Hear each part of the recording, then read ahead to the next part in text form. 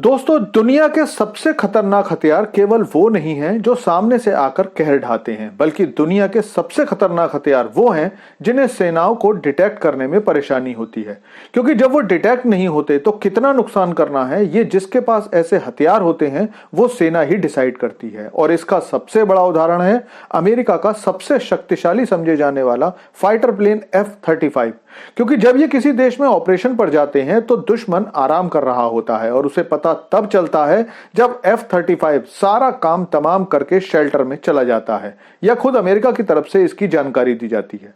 लेकिन आज इस बारे में बात करने की क्या वजह है? तो दोस्तों, इसका कारण यह है कि भारत ने वो करके दिखाया है जिसके बारे में सेना अक्सर सोचा करती थी।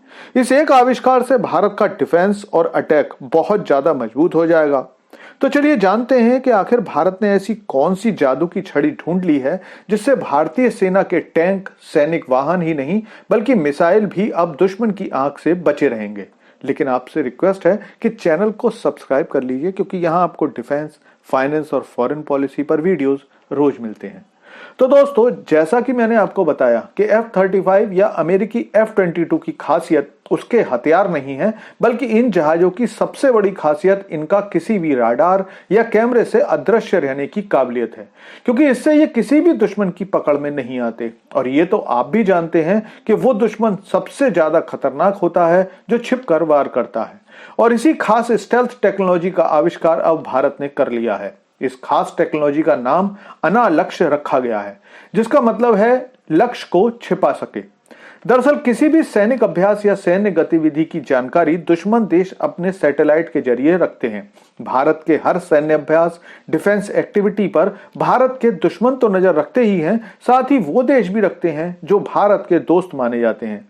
ऐसे में जब कभी भी भारत किसी क्षेत्र में अपने सैनिकों, टैंकों, वाहनों या इक्विपमेंट्स का डिप्लॉयमेंट करता है तो इसकी जानकारी कोई भी देश पता आसानी से कर सकता है। लेकिन IIT कानपुर ने अब एक ऐसा मेटा मटेरियल तैयार किया है जो इन सैटेलाइट्स को धोखा देने में सक्षम है। इस मेटा मटेरियल से भारतीय सेना के ठिकानों को अदृश्य बनाया जा सकता है। इस मटेरियल से भारत अपने सैनिक बंकर, टैंक, टेंट और राडार को लगभग अदृश्य कर सकता है। इस मटेरियल के ट्रायल 2019 से चल रहे थे और सरकार ने सारे ट्रायल के बाद 2024 में इसे सेना में शामिल करने की मंजूरी दे दी है।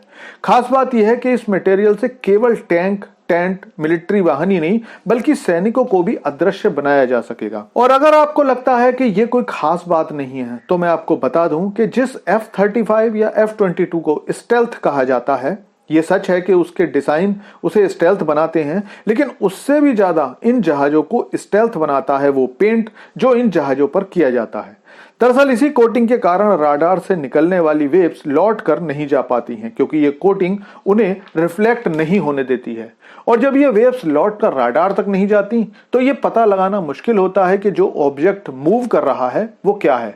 और इसीलिए भारत की ये नई खोज अनालक्ष्य भविष्य का गेम चेंजर होने वाली है।